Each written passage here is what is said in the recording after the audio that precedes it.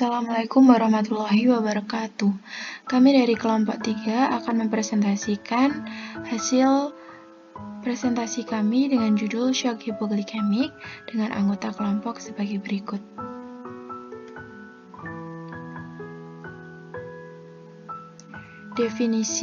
Definisi hipoglikemia merupakan penyakit yang disebabkan oleh kadar gula darah yang rendah. Dalam keadaan normal, tubuh mempertahankan kadar gula darah antara 70–110 mg. Kemudian, hipoglikemi juga merupakan penyakit kegawat daruratan yang membutuhkan pertolongan segera, karena hipoglikemia yang berlangsung lama dapat menyebabkan kerusakan otak permanen. Hipoglikemi juga dapat menyebabkan koma sampai dengan kematian.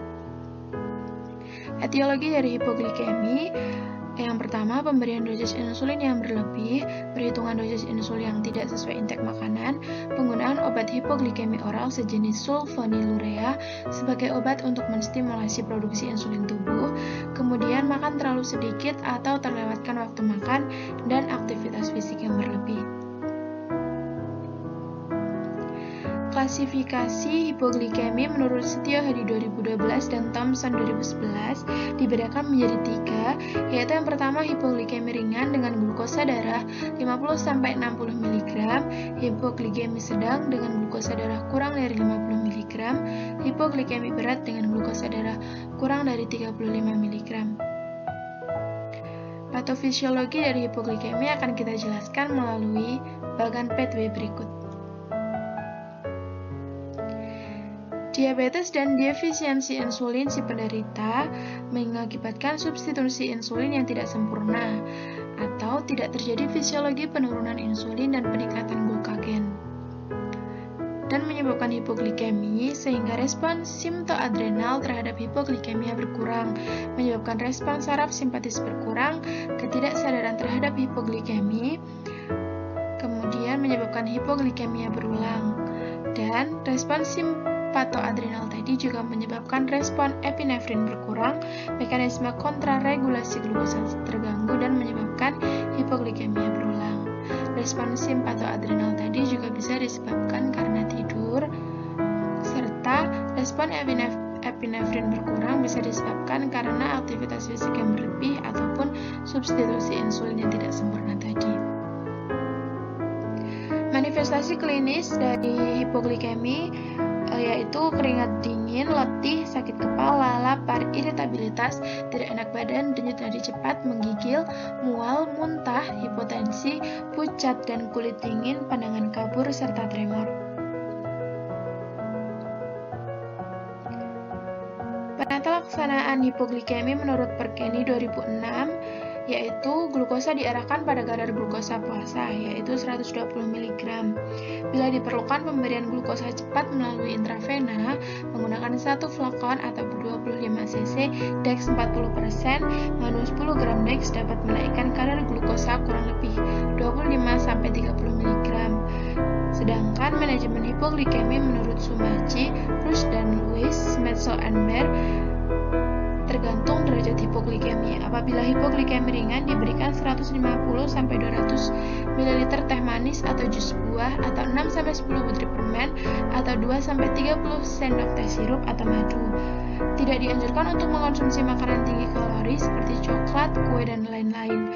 Pada hipoglikemi berat, kita harus melihat tingkat kesadaran pasien. Apabila pasien dalam keadaan tidak sadar, jangan memberikan makanan atau minuman. Pemeriksaan penunjang untuk shock hipoglikemik yaitu gula darah puasa, gula darah 2 jam postprandial, pemeriksaan HbA1c, pemeriksaan elektrolit, pemeriksaan leukosit. Pada pengkajian shock hipoglikemik, pengkajian primer dulu yaitu meliputi ABCD, kemudian pengkajian sekunder meliputi data biografi dan riwayat kesehatan, serta data penunjang meliputi pemeriksaan penunjang yang disebutkan tadi.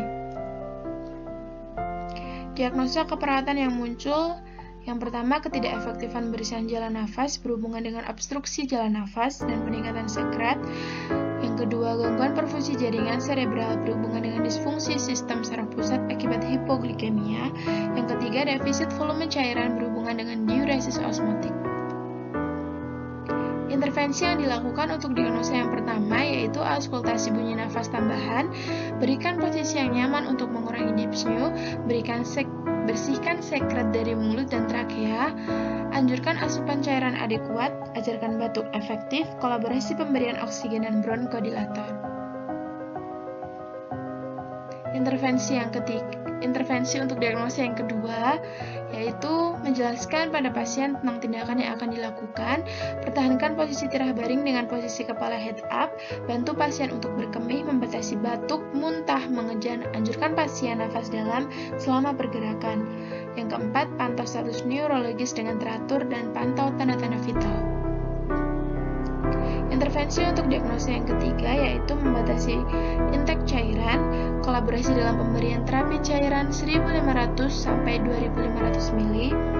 Kemudian observasi suhu, warna, turgor kulit dan kelembapan, pengisian kapiler dan membran mukosa. Keempat, pantau masukan pengeluaran serta balance cairan dan observasi tanda-tanda vital. Itu tadi presentasi dari kelompok kami. Apabila ada kurang dan lebihnya mohon maaf. Berikut kami cantumkan daftar referensi yang kita pakai. Semoga menjadi manfaat bagi kita semua. Sekian, terima kasih. Wassalamualaikum warahmatullahi wabarakatuh.